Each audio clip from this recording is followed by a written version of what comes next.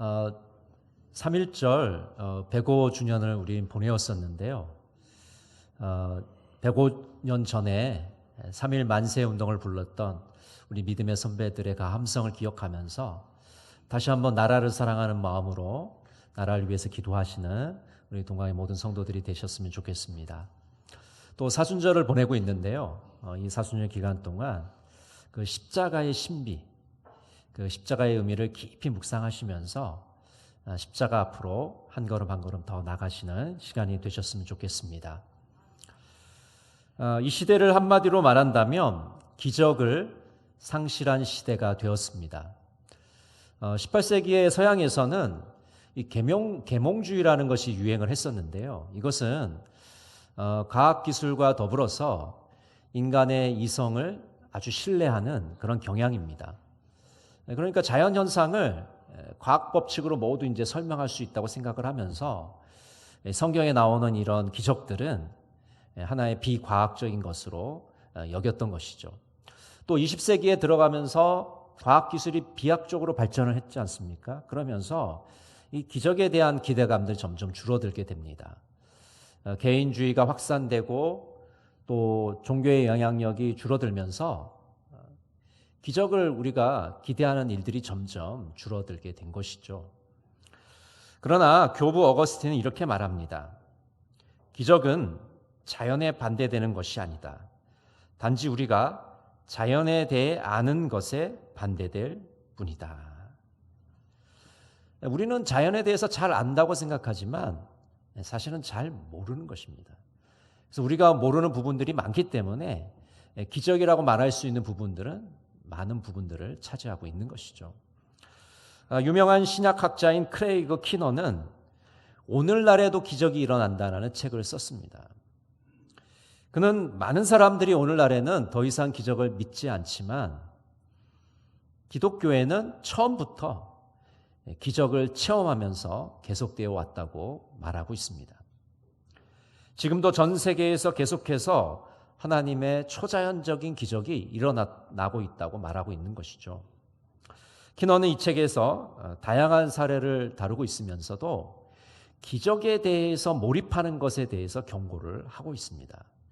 기적이라는 것은 그 자체로 의미 있는 것이 아니고 하나님 나라의 통치를 보여주는 것이다 라고 강조를 하고 있는 것이죠. 여러분 그렇지 않습니까? 우리가 기적이라는 게 그것이 단순하게 우리가 놀라고 두렵고 신기한 그 목적을 위해서 일어나는 것이 아니라 정말 하나님 나라가 이렇게 확장되고 있고 하나님의 나라가 지금 이루어지고 있고 작동되고 있다는 것을 우리에게 보여주는 증거로서 기적이 나타나고 있는 것이죠. 키너는 그의 책에서 한 가지 사례를 소개하고 있는데요. 제가 읽어드리겠습니다. 남자는 탐탁치 않은 표정으로 소리쳤다. 당신의 종교는 쓰레기야. 내 종교도 쓰레기지. 나는 시바와 비슈누를 비롯해 다른 신들에게도 기도했지만 아무 일도 일어나지 않았어. 이제 내가 예수에게 기도하기를 바라는 건가? 예수라는 이름을 언급했을 때 그의 마비된 팔이 갑자기 하늘로 올라갔다. 그는 충격에 휩싸여 자기 팔을 응시했다. 그를 위해 기도한 사람은 아무도 없었지만 그 남자가 예수님의 이름을 언급했을 때 하나님은 그의 마비된 팔을 치유하셨다. 노우드는 이렇게 보고한다. 그 순간 그 남자는 벌떡 일어나 내 마이크를 움켜쥐고 예수님이 나를 위해 무슨 일을 하셨는지 보세요라고 소리를 질렀다. 그러더니 이제 치유된 팔을 공중으로 흔들면서 덩실덩실 춤을 추기 시작했다. 다른 방문객들도 거의 그 남자만큼이나 빠르게 회심했다. 이 키너의 책에 나오는 하나님께서 기적을 일으키시는 장면을 지금 기록하고 있습니다. 예수님의 이름을 불렀을 때 물론 아무도 그를 위해서 기도한 적도 없고 그가 무슨 안수기도를 받은 것도 아닙니다. 그런데 예수님의 이름을 부른 이 무신론자가 이 환자가 그의 마비된 손이 움직이게 됩니다. 하나님의 치유를 받게 된 것이죠. 정말 놀라운 일이 아닐 수가 없습니다. 지금 한국의 어떤 신학교는 사도행전의 기적은 이미 성경 안에서 마감되었다고 주장을 합니다. 그래서 신유의 은사는 마감되었기 때문에 더 이상 일어나지 않는다 이렇게 가르치고 있습니다. 과연 여러분 그럴까요? 살아계신 하나님은 지금 이 순간에도 기적의 역사를 계속하고 계십니다. 하나님의 능력의 팔을 우리들에게 보여주고 계시는 것이죠. 기적을 믿는 사람에게는 기적이 일어나지만 기적을 믿지 않는 자에게는 전혀 기적이 일어나지 않습니다. 믿지 않기 때문에 우리가 보지 못하는 것이지 믿기 시작하면 기적의 역사를 우리 지구촌 곳곳에서 볼 수 있는 것이죠.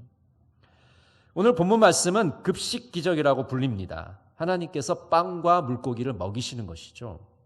이 사건은 우리들에게 출애굽기를 떠올리게 만듭니다. 출애굽기 16장에 보면 출애굽한 이스라엘 백성들이 모세를 원망합니다. 애굽에서는 떡과 고기를 배불리 먹었는데 지금 광야에서 굶어 죽게 생겼다. 그렇게 말하면서 모세를 원망하고 있죠. 그러자 하나님께서는 메추라기와 만나를 보내십니다.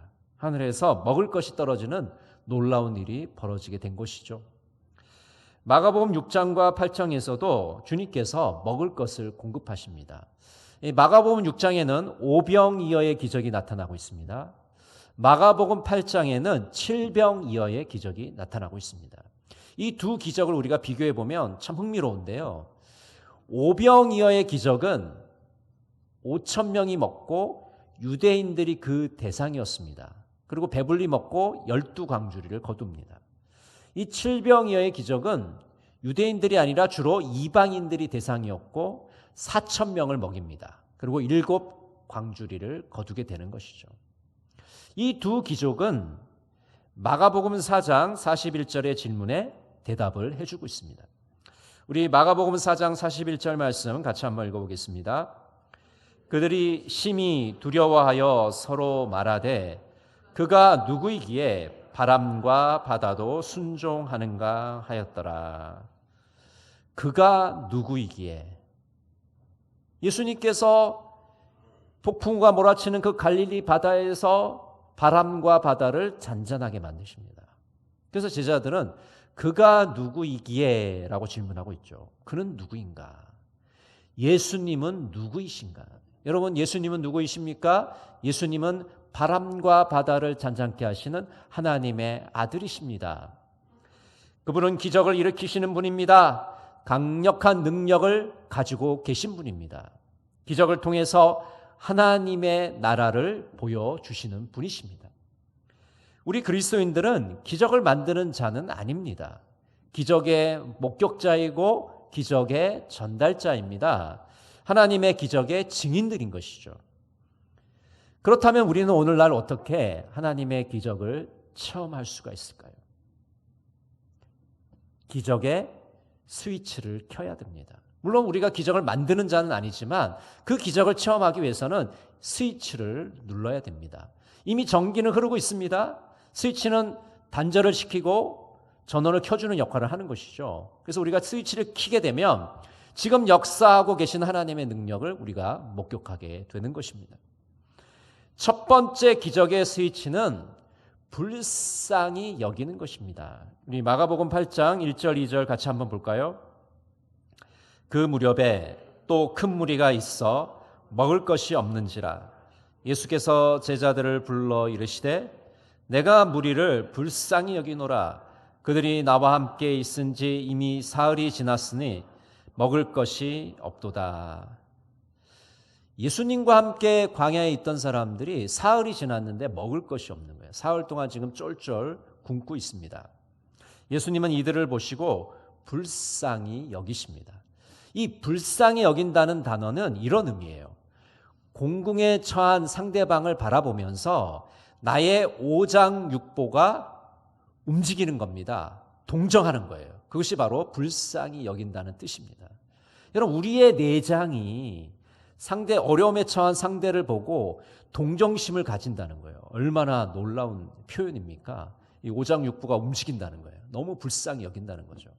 애절하고 애틋한 마음으로 상대방을 사랑하는 겁니다. 상대방을 진심으로 걱정하고 염려하고 뜨겁게 사랑하는 것이죠. 가엾게 여기는 것이죠. 이것이 바로 불쌍히 여기는 것입니다. 마태복음 9장 36절에도 이렇게 말씀합니다. 무리를 보시고 불쌍히 여기시니 이는 그들이 목자 없는 양과 같이 고생하며 기신함이라. 목자 없는 양과 같이. 여러분, 양이 목자가 없으면 어떨까요? 정말 힘들 겁니다. 목자가 있어야 살아갈 수 있는 이 동물인데 목자가 없으면 먹을 것도 해결을 제대로 할 수도 없고 또 맹수들이 왔을 때 대처할 수도 없고 참으로 난감해지는 것이죠. 그런데 예수님이 보시니까 이 이스라엘 백성들이 정말 목자 없는 양같이 그렇게 불쌍해 보이신 거예요. 왜냐하면 지금 로마 제국의 압제를 받고 있습니다. 그리고 유대의 종교 지도자들이 그들을 영적으로 지도해 주지도 못해요. 그러니까 백성들이 압제도 받고 있고 지도도 제대로 받지 못하는 그런 어려움 속에 거기다가 이 경제적 문제까지 어려움에 겹쳐 있기 때문에 정말 이중고 삼중고의 어려움 속에 빠져 있는 그들을 보면서 예수님이 불쌍히 여기시는 거예요. 너무나도 애틋하게 그들을 바라보고 계십니다. 예수님은 그들을 사랑하셨기 때문에 그들의 필요를 아셨습니다. 그들의 필요를 아시고 오늘 오병이어의 기적 또 칠병이어의 기적을 일으켜 주시는 것이죠. 이런 말이 있습니다. 하나님은 너무 커서 해결 못할 일이 없고 너무 작아서 관심을 두지 않을 일도 없다. 여러분, 하나님이 해결하지 못할 큰일이 있을까요? 우리에게 큰일이지만 하나님께 그 작은 일이에요. 하나님은 능히 우리가 크다고 생각하는 우리가 할 수 없다고 하는 그 문제들을 해결해 주십니다. 그렇다고 해서 하나님은 큰 일에만 신경 쓰시는 분은 아닙니다.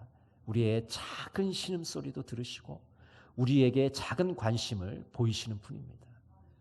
그래서 우리를 사랑하시고 우리에게 관심이 있으시기 때문에 우리의 필요를 너무나도 잘 아세요. 아유, 하나님이 내 사정을 아실려나? 하나님이 내 처지를 아실까? 아닙니다. 우리의 작은 것조차도 다 알고 계세요. 그렇기 때문에 우리의 형편과 처지를 너무나도 잘 알고 계시고 우리의 필요를 아시기 때문에 구체적으로 우리를 도와주시는 것입니다. 여러분, 예수님의 이 불쌍히 여기는 마음이 우리가 닮아야 될, 우리의 가슴에 심어야 될 예수님의 마음입니다. 그 예수님이 불쌍히 여기시는 마음을 우리 가슴에 담아서 오늘 또 이 기적의 스위치를 켜시기를 바랍니다. 다른 사람들을 불쌍히 여기는 그 스위치를 켤 때 우리는 하나님의 기적의 역사를 체험할 줄로 믿습니다. 두 번째 기적의 스위치는 헌신과 나눔의 스위치입니다. 우리 마가복음 8장 5절과 7절을 한번 같이 읽어볼까요? 예수께서 물으시되 너희에게 떡 몇 개나 있느냐? 이르되 7이로소이다 하거늘 또 작은 생선 2마리가 있는지라 이에 축복하시고 명하사 이것도 나누어 주게 하시니.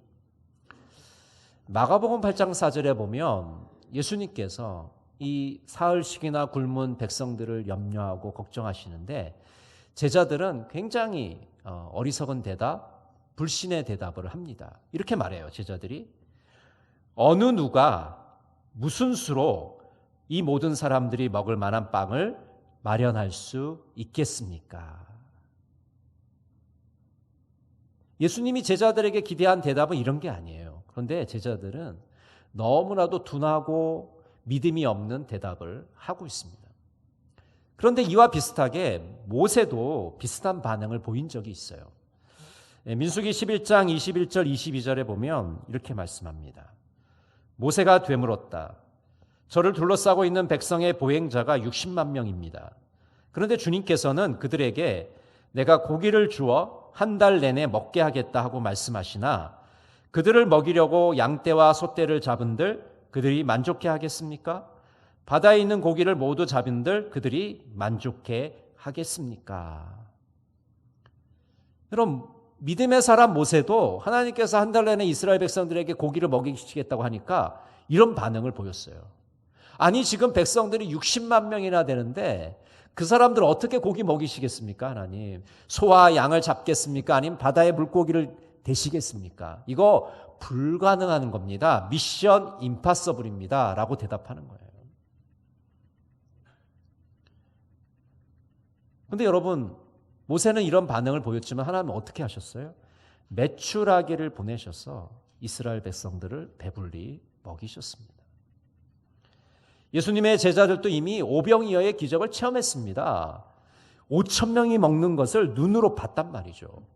그런데 칠병이어의 기적에서는, 현장에서는 제자들이 그런 반응을 보이지 않아요.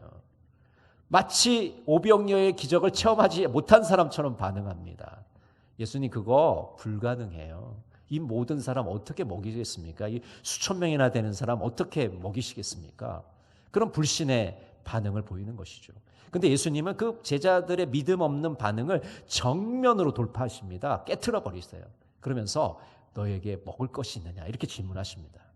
그러니까 제자들이 떡 7개하고 작은 생선 2마리가 있습니다 라고 대답하잖아요. 근데 예수님이 그것을 제자들에게 나누어 주라고 명령하십니다. 지금 제자들은 지금 직전까지도 예수님의 말씀을 믿지 못하고 예수님의 능력을 불신했어요. 근데 예수님이 나누어 주라고 하니까 예수님의 말씀에 순종하면서 그 떡 7개와 물고기 2마리를 나누기 시작합니다. 그 제자들이 그렇게 나눌 때 기적의 역사가 시작되게 되는 것이죠. 여러분, 가나의 혼인잔치에서 어떤 일이 벌어졌습니까? 혼인잔치 중에 포도주가 떨어졌죠. 그래서 예수님의 어머니가 부탁을 하자 예수님께서 하인들에게 명령을 내립니다. 이 항아리에다가 물을 가득 채워라. 그리고 그 물을 떠다 갖다 줘라. 이렇게 말하는 거죠. 여러분이 그 현장에 있던 하인들이라면 어떤 반응을 보이셨겠습니까? 아니, 물을 항아리에 채우라고 해서 채웠어요? 뭐 거기까지는 뭐 할 수 있죠. 근데 갑자기 이것을 손님들에게 떠다 주라는 거예요. 갖다 주라는 거예요. 이게 물인데, 물. 근데 하인들은 군말하지 않고 떠다 주었어요. 그랬더니 물이 포도주가 되는 놀라운 기적을 경험하게 된 것입니다. 여러분, 헌신과 나눔은 기적의 스위치입니다. 예수님의 제자들이 불신한 가운데 예수님께 대답했지만 예수님이 나누어 주라고 했을 때, 헌신했을 때, 나눔을 실천했을 때 기적이 시작되게 된 것입니다. 제자들이 나눌 때 4,000명이 먹는 기적이 일어나게 된 것이죠. 이처럼 헌신과 나눔은 기적의 스위치입니다. 헌신과 나눔은 전염되는 특성을 가지고 있습니다. 태국 사람들이 광고를 참 재밌게 만드는데요. 이 선행에 대한 광고를 하나 만들었더라고요. 한번 나누도록 하겠습니다. 잠깐 보겠습니다.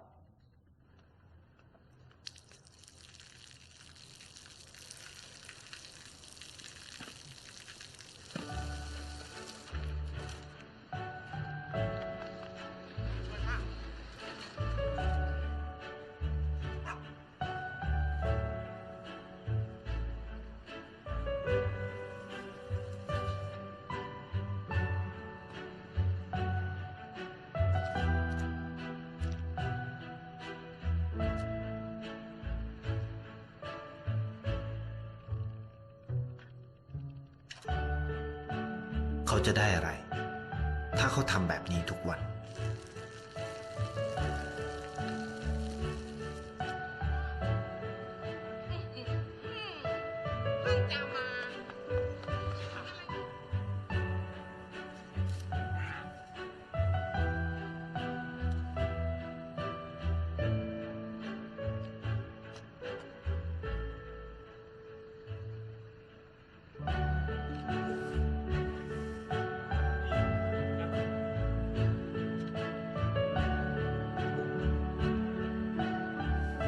เขาจะไม่ได้อะไรเลย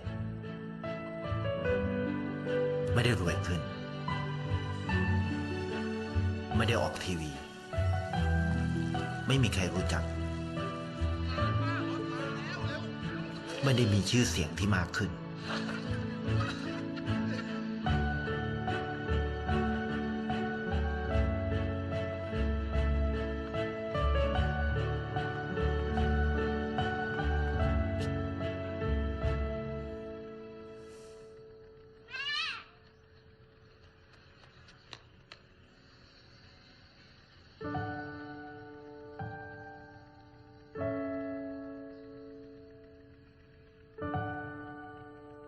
เพราะสิ่งที่เขาได้ คือได้แค่ความรู้สึก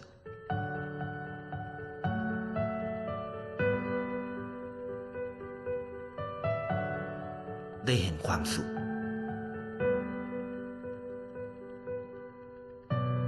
ได้เข้าใจ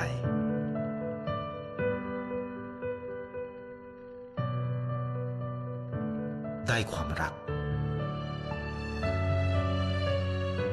ได้ในสิ่งที่เงินซื้อไม่ได้ ได้โลกที่สวยงามกว่าเดิม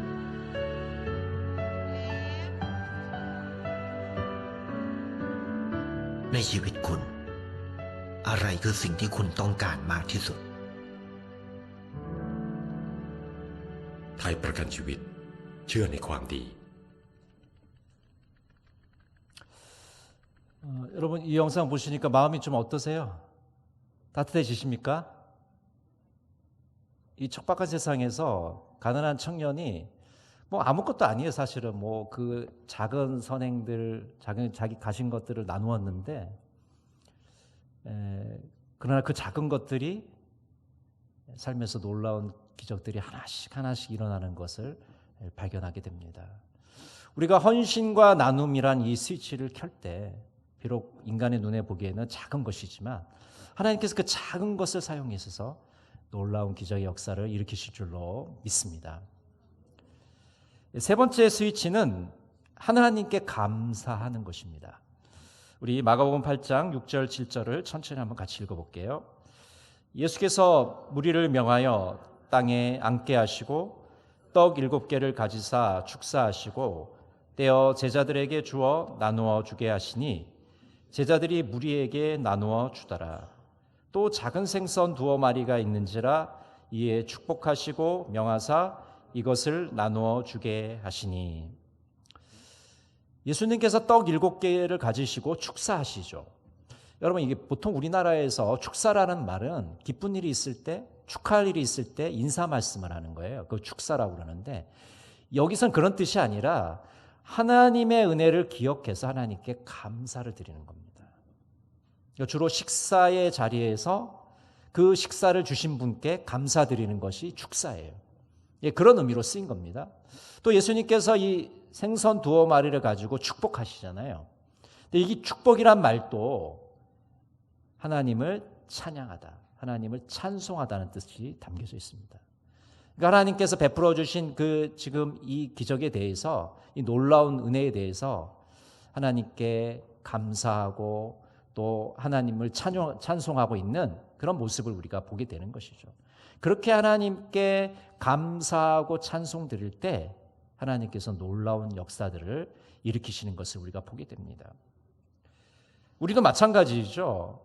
우리가 식사를 할 때마다 또 하나님의 은혜를 기억할 때마다 하나님께 감사하는 태도로 하나님께 나갈 때 우리는 하나님께서 하시는 놀라운 일들을 보게 됩니다. 하나님께 감사하면 또 다른 감사할 조건을 우리에게 주시기 때문입니다. 감사는 또 다른 감사를 불러옵니다. 한번 따라해 보실까요? 감사는 또 다른 감사를 불러온다. 독일에 이런 이야기가 있습니다. 독일에 심한 기근이 들어서 많은 사람들이 배고픔에 신음하고 있었습니다. 어느 마을에 한 부자가 있었는데 이 부자는 마을 어린이들에게 빵을 나누어 주기로 했습니다. 그래서 이제 하루에 빵 20개씩 구워가지고 20명의 아이들에게 빵을 하나씩 나누어 주었습니다. 그 소식을 들은 마을 아이들이 이 부잣집에 와서 그 빵을 서로 막 가시려고, 큰 것을, 뭐 거기 차이가 있나 봐요. 그래서 큰 것을 서로 가시려고 막 실랑이를 벌이다가 이제 주인 어른에게 인사도 안 하고 그냥 가버렸어요. 근데 이 난리가 다 끝날 때까지 가만히 기다린 소녀가 하나 있었습니다. 그 소녀는 그레첸이라는 소녀인데 이 소녀는 조용히 가서 그 찌그러진 빵 하나를 짚고 너무나도 기쁜 표정으로 주인 어른에게 가서 감사 인사를 하고 집으로 갔습니다. 그 다음 날도 똑같은 일이 벌어졌어요. 마을 아이들은 서로 조금이라도 더 큰 빵을 가지겠다고 막 서로 막 실랑이를 벌이고 아우성을 쳤어요. 그리고 그 난리 끝에 이 소녀는 또 조용히 마지막 빵을 가지고 자기 집으로 돌아갔습니다. 어느 날 빵을 받아서 집에 돌아가서 감사 기도를 드리고 어머니와 함께 먹기 위해서 그 빵을 쪼갰습니다. 근데 그 빵 속에 은하가 들어있는 거예요. 6개 되는 은하가 들어있었습니다. 그래서 어머니가 깜짝 놀라서 이거 뭐가 잘못됐구나. 빨리 주인 어른에게 돌려드려라. 그렇게 말을 했어요.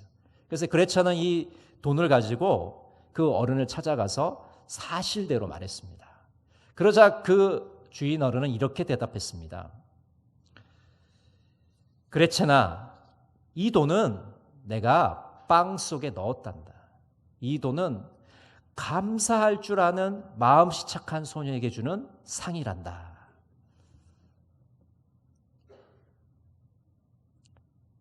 여러분, 감사는 우리가 상상할 수 없는 그런 놀라운 일들을 가져옵니다. 감사의 스위치를 켤 때 하나님의 기적을 우리는 보게 되는 것입니다. 여러분, 감사의 스위치를 켜셔서 하나님이 하실 놀라운 일들을 목격하시는 여러분 모두가 되시기를 간절히 바랍니다. 제2갈로는 사랑의 기적을 이루시는 하나님이라는 기도문에서 이렇게 기도하고 있습니다. 당신은 우리에게 기적을 일으킬 능력은 주지 않으셨지만 가장 중요한 기적, 곧 사랑을 실천할 수 있는 힘을 주셨습니다. 주님, 우리를 통해 사랑의 기적을 계속하십시오. 사랑은 어떠한 장벽도 넘을 수 있습니다. 계급이나 문화, 언어와 나라가 달라도 사랑으로 하나가 될 수 있습니다. 사랑은 욕망과 대립을 넘어서게 하고 이기심과 교만을 이길 수 있게 합니다. 주님, 우리를 통하여 당신 사랑의 기적을 계속하십시오. 당신의 사랑의 기적을 계속하십시오. 여러분, 지금 이 시대는 기적을 잃어버린 시대가 되었습니다. 그래서 그리스도인들조차도 하나님께 기적을 기대하지 않습니다. 여러분, 기적을 사모하시면서 기적을 기대하시기 바랍니다. 우리가 기적의 스위치를 켜는 순간 하나님께서는 놀라운 기적의 역사를 우리에게 베풀어 주실 줄로 믿습니다. 기도하겠습니다. 사랑의 하나님, 세상에는 기적을 믿지 않는 이들이 많습니다. 그러나 우리는 불쌍히 여기는 마음, 감사하는 태도, 헌신과 나눔을 통해 기적의 스위치를 켜게 하여 주시옵소서. 하나님의 위대하심과 하나님의 놀라운 능력을 체험하게 하여 주시옵소서. 예수님의 이름으로 기도드립니다.